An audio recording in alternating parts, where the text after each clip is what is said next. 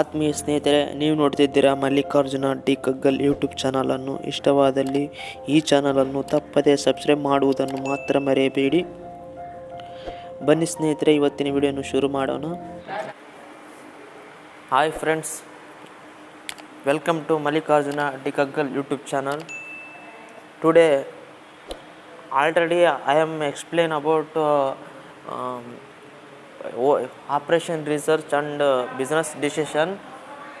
First model, mathematical model is already completed. 2 problems. Today class, second unit 2 simplex model. Today that is theory part I am not explain. Only problematic explain about and problems and solutions. ಸ್ನೇಹಿತರೆ, unit 2ನಲ್ಲಿ simplex ಮಾಡಲ್ನಲ್ಲಿ ಬರುವಂತಹ ಪ್ರಾಬ್ಲಮ್ಗಳನ್ನ ಯಾವ ಥರ ಮಾಡಬೇಕು ಅನ್ನೋದು ಬಗ್ಗೆ ನಾನು ಇವತ್ತು ತಿಳ್ಕೊತ ಹೋಗ್ತೀನಿ. ಪ್ರಾಬ್ಲಮ್ಸನ್ನ ಹೇಳ್ತೀನಿ ಮತ್ತು ಆಮೇಲೆ ನೆಕ್ಸ್ಟು ನಿಮಗೆ ಪ್ರಾಬ್ಲಮ್ಸನ್ನ ಡಿಸ್ಕ್ರಿಪ್ಷನಲ್ಲಿ ನಿಮಗೆ ಸ್ಕ್ರೀನಲ್ಲಿ ತೋರಿಸ್ತೀನಿ. ನಂತರ ಪ್ರಾಬ್ಲಮ್ನ ನೀಟಾಗಿ ಮಾಡ್ಕೊಂಡು ಹೋಗ್ತೀನಿ. ನಾನೇನು ಮಾಡ್ತೀನಿ ಅದನ್ನು ನೀವು ನೋಟ್ನಲ್ಲಿ ಬರ್ಕೊಳ್ರಿ. ಅರ್ಥ ಆಗಿಲ್ಲ ಅಂತಂದ್ರೆ ಸುತ್ತ ಕಮೆಂಟ್ನಲ್ಲಿ ತಿಳಿಸ್ರಿ. ನಿಮಗೆ ಯಾವುದೋ ಒಂದು ರೀತಿಯಲ್ಲಿ ಅರ್ಥ ಮಾಡ್ಸೋಕ್ಕೆ ಪ್ರಯತ್ನ ಪಡ್ತೀನಿ. ನಮ್ಮ ಚಾನಲ್ಗೆ ಡೈಲಿ ಫಾಲೋ ಆಗಿರಿ. ನಾನು ಮಾಡುವಂಥದ್ದು ಎಕ್ಸಾಮ್ ಪಾಯಿಂಟ್ ಔಟು ಕಂಪಲ್ಸರಿ ಬರುವಂಥ ಕ್ವಶನ್ಗಳ್ನ ನಾನು ಕ್ಲಾಸ್ನಲ್ಲಿ ಮಾಡ್ತೀನಿ ಅಂತ ಹೇಳ್ತೀನಿ. ಬನ್ನಿ ಇವತ್ತಿನ ವಿಡಿಯೋನ ಶುರು ಮಾಡೋಣ. ಸಿಂಪ್ಲೆಕ್ಸ್ ಮಾಡಲ್ನಲ್ಲಿ ನಮಗೆ ಟೋಟಲ್ 6 ರೀತಿಯಲ್ಲಿ ನಮಗೆ ಸ್ಟೇಜಸ್ ಕಂಡು ಬರ್ತವೆ. ಮೊದಲನೇದು tie in key column 1, tie in key row 1, next ಒಂದು ಇನ್ಫೀಸಿಬಿಲಿಟಿ 1, ಆಮೇಲೆ unbound solution, multiple optimal solution 1, ಇನ್ನೊಂದು ಬಿಗ್ ಎಮ್ ಮೆಥಡು. ಯಾವ ಥರ ಮಾಡ್ಬೇಕು ಇಷ್ಟನ್ನು ನಾವು ಪರ್ಫೆಕ್ಟಾಗಿ ತಿಳ್ಕೊಂಡಿವಿ ಅಂತಂದ್ರಿಗಿನ ನೀವು ಆರಾಮಾಗಿ ಲಾಜಿಕ್ ಗೊತ್ತಿತ್ತಂತಂದ್ರೆ ಆರಾಮಾಗಿ ಪ್ರಾಬ್ಲಮ್ನ ಮಾಡ್ಬೋದು. ಫಸ್ಟು ನಾನು ಸ್ಟೆಪ್ಸ್ ಇದಾವಲ್ಲ, ಇವು ಟೈಪ್ಸು ಔಟ್ರನ್ನ ಬರಿತೀನಿ, ಬರ್ಕೊಳ್ರಿ. ನಂತರ ಒಂದೊಂದಾಗಿ ನಾವು ಪ್ರಾಬ್ಲಮ್ನ ಮಾಡ್ಕೊಂಡು ಹೋಗೋಣ.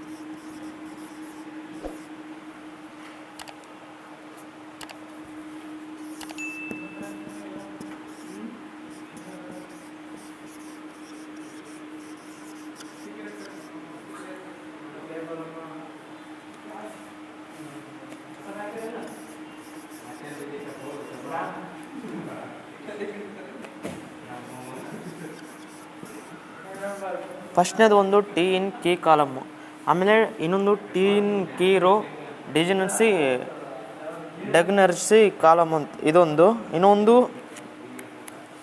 ಥರ್ಡ್ನೇದು ಇನ್ಫೀಸಿಬಿಲಿಟಿ,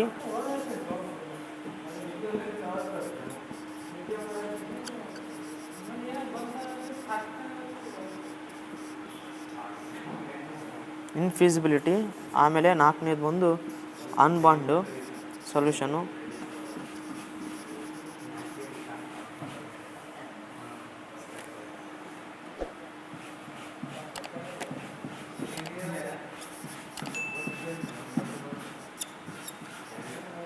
ಅನ್ಬೌಂಡ್ ಸೊಲ್ಯೂಷನು, ಆಮೇಲೆ multiple optimal solution 5th one,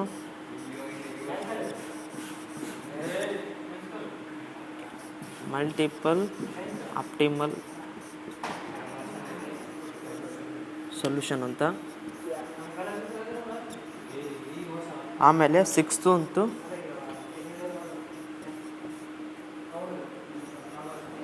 big M method ಅಂತ. ಟೋಟಲಿ 6 ನೀವು ಪರ್ಫೆಕ್ಟಾಗಿ ತಿಳ್ಕೊಂಡಿದ್ದ ಅದ್ರಾಗ ಈ ಪ್ರಾಬ್ಲಮ್ಗಳು ಬರುವಂತಹ ಎಂಥ ಡಿಫಿಕಲ್ಟ್ ಪ್ರಾಬ್ಲಮ್ ಆದ್ರೂ ಸುತ್ತ ನೀವು ಮಾಡ್ಬೋದು ಅಂತ ಹೇಳ್ತೀನಿ. ಫಸ್ಟ್ನೇದು ನಾನು ಒಂದು ಚಾರ್ಟ್ ಹಾಕ್ತೀನಿ. ಚಾರ್ಟ್ನಲ್ಲಿ ನಿಮಗೆ ಕೀರೋ ಅಂತಂದರೆ ಇನ್ನೊಂದು, ಆಮೇಲೆ CBI ಅಂತಂದ್ರೇನು, ಕೋಫಿಷಿಯೆಂಟ್ ಆಫ್ ಅಬ್ಜೆಕ್ಟಿವ್ ಫಂಕ್ಷನ್ ಬಗ್ಗೆ ನಾನು ನಿಮಗೆ ತಿಳಿಸ್ಕೊಡ್ತೀನಿ. ಇದರಲ್ಲಿ ನೀವು ನೀಟಾಗಿ ಇದನ್ನು ತಿಳ್ಕೊಂಬಿಡ್ರಿ. ಹೌದಾ, ಬನ್ನಿ ಇವಾಗ ಚಾರ್ಟ್ ಹಾಕಿ ನಿಮ್ಗೆ ಈಸಿಯಾಗಿ ತೋರಿಸ್ತೀನಿ ನಾನು.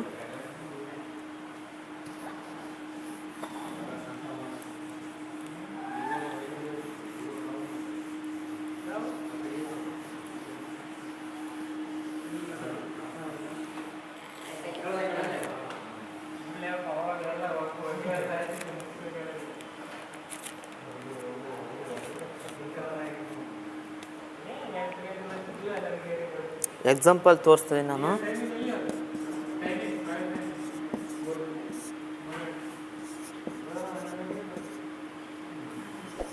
CJ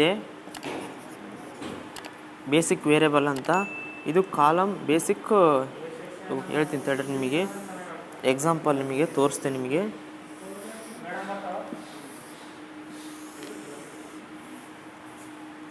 ಈಗ ಇದು S1 S2 S3 ಆಮೇಲೆ RHS ಅಂತ ಕರೀತಾರೆ, ಸೊಲ್ಯೂಷನ್ ಅಂತ ಕರೀತಾರೆ ಇದನ್ನು.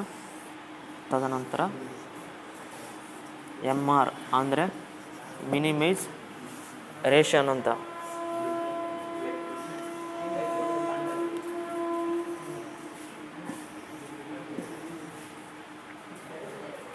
ಇಲ್ಲಿ S1 S2 S3 0 0 0 ಅಂತ ಬರುತ್ತೆ. ಮತ್ತು ಅಲ್ಲಿ ಏನು ಇರುತ್ತೆ ಅದು ತಗೋಬೇಕು ಬರುತ್ತೆ. ತದನಂತರ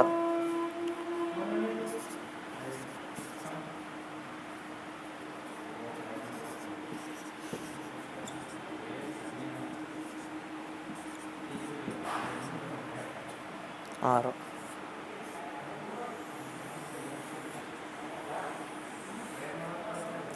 ಲಾಸ್ಟ್ನೇದು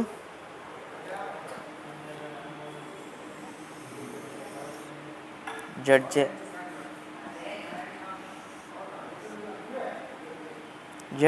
ಇಲ್ಲಿ 0 ಇತ್ತಂತಂದ್ರೆ ಸುತ್ತ ಇಲ್ಲಿ ನೋಡ್ರಿ ನಿಮಗೆ ತೋರಿಸ್ತೀನಿ. 1 1 1 ಅಂತ 1 5 5 ಆಯಿತಾ. 1 9 9 1 4 4 ಆಯಿತಾ. ಟೋಟಲ್ ಎಷ್ಟಾಯಿತು? 14 18 18 ಏನಾಯಿತು? ಇದು ZJ ಆಯಿತು. ಇಲ್ಲಿರೋದು ಎಷ್ಟು? 5 ಐತೆ. 5 ನಾವು 18 ಕಳೆದ್ರೆ ಮೈನಸ್ ಎಷ್ಟು ಬರುತ್ತೆ? 13 ಬರುತ್ತೆ. ಇದು CJ ಮೈನಸ್ ZJ ಅಂತ ಅರ್ಥ ಆಯಿತು. ಹೌದಾ? ಈ ಥರ ಪ್ರಾಬ್ಲಮ್ ಮಾಡಬೇಕು. ಅರ್ಥ ಆಯ್ತು ಅಂದ್ಕೊಳ್ತೀನಿ ನಾನು. ಇವಾಗ ಕೀರೋ ಯಾವುದು, ಇದನ್ನ ಯಾವುದು ಅಂತದ್ರ ಬಗ್ಗೆ ನಾನು ನೋಡೋಣ. ಹೌದಾ? ಅದಕ್ಕೋಸ್ಕರ ನಾನು ಏನು ಮಾಡ್ತೀನಿ, ಇಲ್ಲಿ ಏನು ಮಾಡ್ತೀನಿ ಅಂತಂದರೆ ಒಂದೇ ಇರಲಿ ಸಾಕು, ನಿಮಗೆ ಅಂಡರ್ಸ್ಟ್ಯಾಂಡಿಂಗ್ ಮಾಡಿಸ್ಬೇಕಲ್ಲ. ಹೌದಾ? ಈಗ 1 3 3 ಮತ್ತು ಎಷ್ಟಾಯ್ತು ಟೋಟಲು? 1 1 ಅಷ್ಟಾಗುತ್ತೆ. ಈಗ ಎಷ್ಟು? 11 16 ಆಗುತ್ತೆ. ಇಲ್ಲಿ 16 ಇಲ್ಲಿ 4 ಇದೆ. 4 ಇದೆ ಅಂದರೆ ಮೈನಸ್ ಎಷ್ಟಾಗುತ್ತೆ? 12 ಆಗುತ್ತೆ. ಹೌದಾ? ಯಾವುದು? CJ ಮೈನಸ್ ZJ 12 ಆಯಿತು.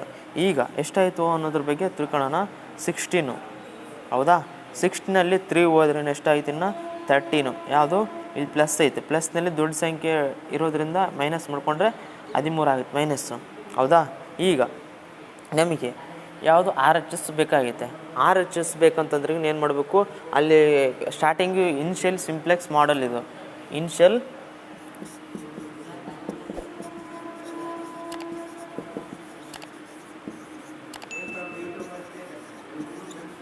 ಸಿಂಪ್ಲೆಕ್ಸ್ ಮಾಡಲ್ ಅಂತ. ಇದರಲ್ಲಿ 20 ಅಂತ ತಿಳ್ಕೊಳ್ರಿ. ಎಕ್ಸಾಂಪಲು 20, ಇದು 25. ಹೌದಾ? ಈಗ 25 ಅಂತಂದ್ರೆ 1 20 20 ಟೋಟಲ್ ಎಷ್ಟಾಗುತ್ತೆ ಅಂದರೆ 65 ಆಗುತ್ತೆ. ಹೌದಾ? 65. ಈಗ 65 ಅಂತಂದ್ರೆ ಈಗ ನಮಗೆ ಪಾಸಿಟಿವ್, ಇದು ನಾವು ಮ್ಯಾಕ್ಸಿಮೈಸೇಷನ್ ಕೇಸ್ ಅಂತ ಅಂದ್ಕೊಡ್ರಿ.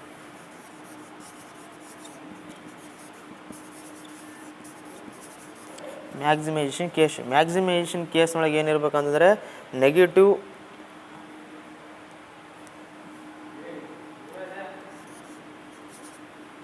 ಮಿನಿಮೇಷನ್ ಕೇಸ್ ಒಳಗೆ ಮಿನಿಮೇಷನ್ ಕೊಡ್ರಿ. ಮಿನಿಮೇಷನ್ ಏನೇನಕ್ಕೂ lesser than equal to zero or positive ಇರಬೇಕು. ಪಾಸಿಟಿವ್ ಇರ್ಬೇಕಂತಂದ್ರೆ ZJ ಮತ್ತು CJ ಏನೈತೆ ನಮಗೆ ನೆಗೆಟಿವ್ ಐತೆ. ನೆಗೆಟಿವ್ ಅಂತಂದ್ರೆ ಇದರಲ್ಲಿ ಮೋಸ್ಟ್ ಇಲ್ಲಿ 2 ಬಂದಿದ್ದಾವಲ್ಲ, ಇಲ್ಲಿ 5 ತೊಗೊಳ್ರಿ. 5 ಅಂದ್ರೆ ಸುತ್ತ 15 ಅಂತಂದ್ರೆ ಸುತ್ತ ಇಲ್ಲೇನಾಗುತ್ತೆ 3 ಹೋದ್ರೆ 12 ಆಗುತ್ತೆ. 12 15 10 15 ಇಲ್ಲೇನಾಗುತ್ತೆ 11 ಆಗುತ್ತೆ.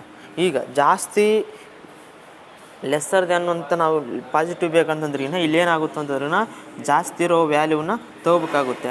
ಹೌದಾ? ಇದು ಏನಾಗುತ್ತೆ x1 x2 x3 ಬಂತಾ? ಈಗ ಇವಾಗ ಏನಾಗುತ್ತೆ ಅಂತಂದ್ರೆ ಇವಾಗ ಕೀರೋ ನಾವು ಇದು ಮಾಡ್ಕೋಬೇಕಲ್ಲ, ಕೀ ಎಲಿಮೆಂಟನ್ನ. ಇದರಲ್ಲಿ ಇದು ಏನಾಗುತ್ತೆ ಅಂತಂದ್ರೆ ಕೀ ಕಾಲಮ್ ಆಗುತ್ತೆ. ಇವಾಗ ಕೀರೋ ಕಂಡಿಬೇಕಂತಂದ್ರಿಗಿನ ಈಗ 20/5 ಮಾಡಬೇಕು. 20/5 ಮಾಡಿದ್ರೆ ಎಷ್ಟಾಗುತ್ತೆ ಅಂತಾರೆ, ಕ್ಯಾಲ್ಕುಲೇಷನ್ ಮಾಡಿರಿ.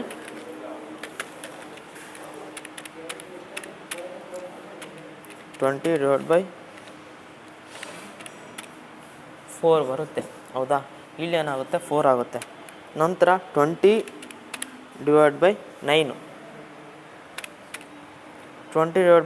ಅಂದರೆ 2.22 ಬರುತ್ತೆ. 2.22. ತದನಂತರ 25/4 6.25 ಆಗುತ್ತೆ. 6.25. ಇಲ್ಲಿ ಏನು ಬೇಕಾಗುತ್ತೆ ಮಿನಿಮೇಷನ್ ಜಾಸ್ತಿ ಆಗೋದು ಯಾವುದಾಗಿತ್ತು ನಮಗೆ 6.25 ಅಂತ. 6.25 ಅಂತಂದರೆ ಇದೇನಾಗುತ್ತೆ ಅಂದರೆ ಕೀರೋ ಆಗುತ್ತೆ. ಹೌದಾ? ಕೀರೋ ಆಗುತ್ತೆ. ಈಗ S3 ಹೋಗುತ್ತೆ. ಯಾವ್ದು ಬರುತ್ತೆ ಅಂತಂದ್ರೆ x1. S3 ಪ್ಲೇಸ್ನಲ್ಲಿ x1 ಬರುತ್ತೆ. ಹೌದಾ? ಈಗ S3 ಇವಾಗ ನಾವೇನು ಮಾಡಬೇಕು ಅಂತಂದ್ರೆ ಮುಂದೆ ಯಾವ್ದು ಮಾಡಬೇಕು, ಇಟ್ರೇಷನ್ 1 ಮಾಡಬೇಕಾಗುತ್ತೆ. ಹೌದಾ? ಇಲ್ಲಿ S3 ಪ್ಲೇಸ್ನಲ್ಲಿ S1 ಬಂದು ಕುಂದಿರುತ್ತೆ. ಹೌದಾ? ಮತ್ತೆ ಏನು ಮಾಡಬೇಕಂತಂದರೆ ನ್ಯೂ ವ್ಯಾಲ್ಯೂ ಕಂಡುಹಿಡಬೇಕಾಗುತ್ತೆ. ಹೌದಾ? ಇವಾಗ ಏನು ಅಂತೀವಿ ನಾವು ಅಂತಂದ್ರೆ ಇದ್ರನ್ನ ಇಲ್ಲೇನು ಉದ್ದಕ್ಕೆ ಇದು ಮಾಡಿದ್ವಲ್ಲ, ಇದ್ರನ್ನ ಕೀ ಕಾಲಮ್ ಅಂತ ಕರಿತೀವಿ ನಾವು. ಇದನ್ನ ಕೀ ಕಾಲಮ್ ಅಂತ ಕರಿತೀವಿ. ಹೌದಾ? ಇದನ್ನ ಕೀ ಎಲಿಮೆಂಟ್ ಅಂತ ಕರಿತೀವಿ.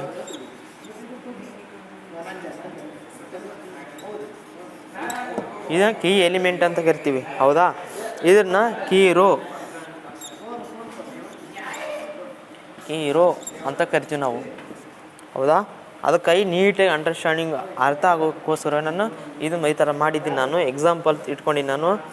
ಈಗ ನಿಮಗೆ ಈ ಲೈನ್ ಐತಲ್ಲ, ಇದನ್ನ ಏನಂತೀವಿ ಅಂತಂದ್ರೆ ಕೀ ಕಾಲಮ್. ಹೌದಾ?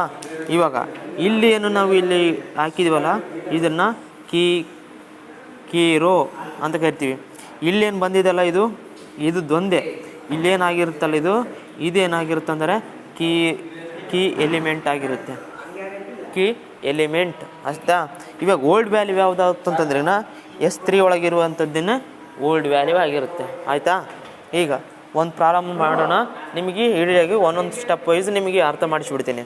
ಹೌದಾ? ಈಗ ಪ್ರಾಬ್ಲಮ್ ಬರ್ಕೊಳ್ರಿ.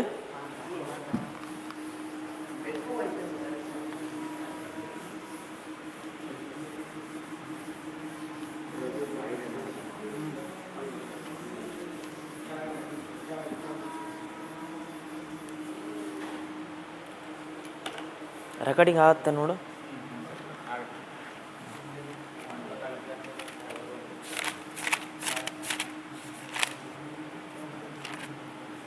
ಈಗ ಫಸ್ಟು ಮ್ಯಾಕ್ಸಿಮೈಸೇಷನ್ ಇರುವಂಥ ಪ್ರಾಬ್ಲಮ್ ಮಾಡೋಣ. ಮ್ಯಾಕ್ಸಿಮೈಸೇಷನಲ್ಲಿ ಏನಿರ್ಬೇಕು ಅಂತಂದ್ರೆ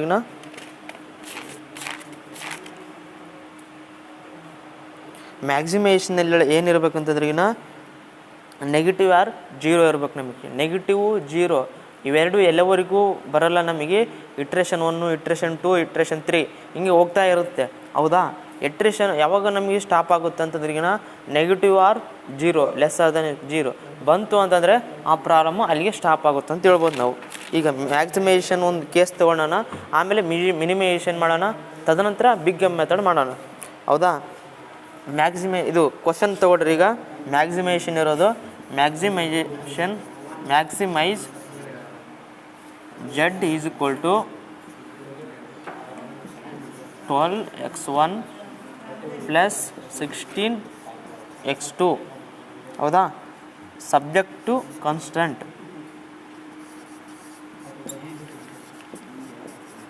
ಸಬ್ಜೆಕ್ಟ್ ಟು ಕಾನ್ಸ್ಟೆಂಟ್.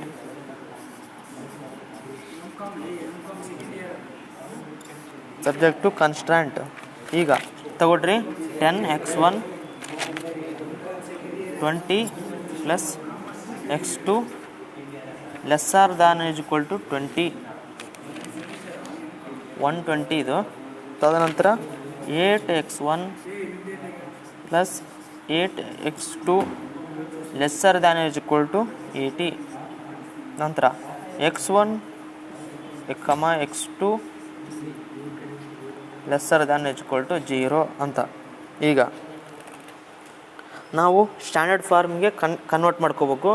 ಕನ್ವರ್ಟ್ ಮಾಡಿದ ಮೇಲೆ ನಾವು ಪ್ರಾಬ್ಲಮ್ನ ಸೊಲ್ಯೂಷನ್ ಮಾಡೋಣ ಇದನ್ನು, ಹೌದಾ. ಇದಿದಲ್ಲ ಸ್ಟ್ಯಾಂಡರ್ಡ್ ಫಾರ್ಮಿಗೆ ನಾನು ಇದು ಕ್ವಶನ್, ಇದು ಸೊಲ್ಯೂಷನ್ ಇಲ್ಲಿ ಮಾಡ್ತೀನಿ ನೋಡ್ರಿ.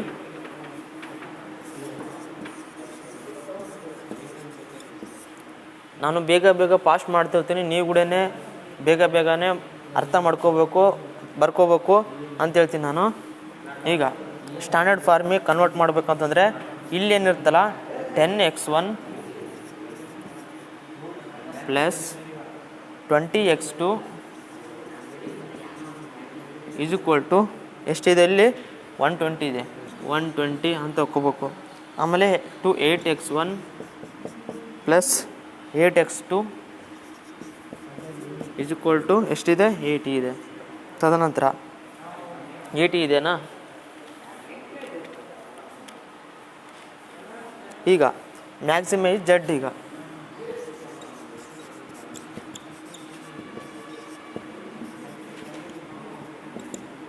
ಎಷ್ಟಿದೆ ನಮಗೆ 12x1 ಪ್ಲಸ್ 16x2. ಆಮೇಲೆ ಏನು ಬರುತ್ತೆ ಅಂತಂದರೆ ಇಲ್ಲಿ ಮೇಲೆ ನಾವು ಇನ್ಸರ್ಟ್ ಟೇಬಲ್ ತೊಗೊತೀವಲ್ಲ ಅದನ್ನು ತೊಗೋಬೇಕು. Plus 0s1 plus 0s2. ಯಾಕಂದರೆ ಇದರ ಕಾರಣದಿಂದ 2 ತೊಗೊತೀವಿ ನಾವು, ಆಯಿತಾ. ಇಷ್ಟು ಇದ್ರೊಳಗೆ 1 2 ಇದು ಸ್ಟೆಪ್ ವೈಸ್ ಬರ್ಕೊಡ್ರಿ. ಈಗ ಒಂದು ಟೇಬಲ್ ಮುಖಾಂತರ ನಾವು ಪ್ರಾಬ್ಲಮ್ನ ಸೊಲ್ಯೂಷನ್ ಮಾಡೋಣ. ಇದನ್ನು ಮೇಲೆ ಬರ್ತೀನಿ, ಯಾಕಂದರೆ ಎಲ್ಲದಕ್ಕೂ ಬೇಕಲ್ವಾ, ಅದಕ್ಕೋಸ್ಕರ 10x1 plus 20x2 is equal to 120. 8x1 plus 8x2 is equal to 80. ತದನಂತರ maximize z is equal to 12x1 plus 16x2 plus 0s1 plus 0s2. ಇಷ್ಟು ಆಯಿತಾ. ಬರ್ರಿ ಸ್ನೇಹಿತರೆ, ಇವತ್ತು ಪ್ರಾಬ್ಲಮ್ನ ಶುರು ಮಾಡೋಣ. ಈಗ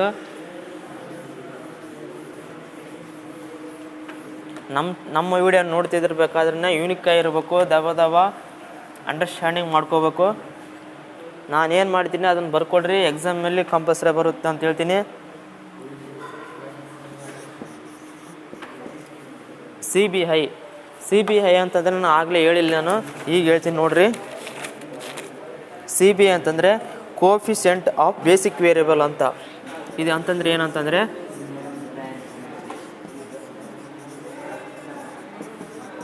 ಕೋಎಫಿಷಿಯಂಟ್ ಆಫ್ ಬೇಸಿಕ್ ವೇರಿಯಬಲ್.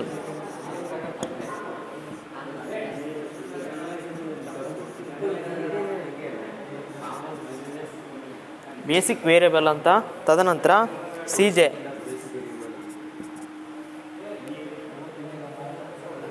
ತದನಂತರ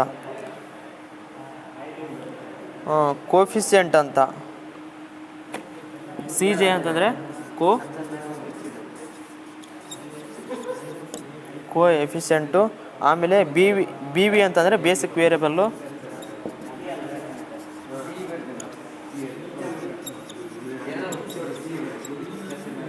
ಬೇಸಿಕ್ ವೇರಿಯಬಲ್ ಅಂತ. ತದನಂತರ ZJ ಅಬ್ಜೆಕ್ಟಿವ್ ಫಂಕ್ಷನ್ ವೇರಿಯಬಲ್ ಅಂತ.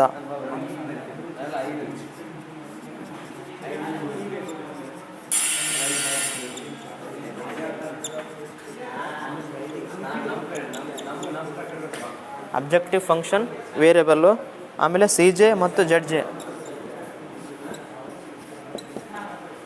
ಅಂತಂದ್ರಿಗಿನ ಇದು ನೆಟ್ ಇವ್ಯಾಲ್ಯೂಯೇಷನ್ ಗ್ರೋ ಅಂತ.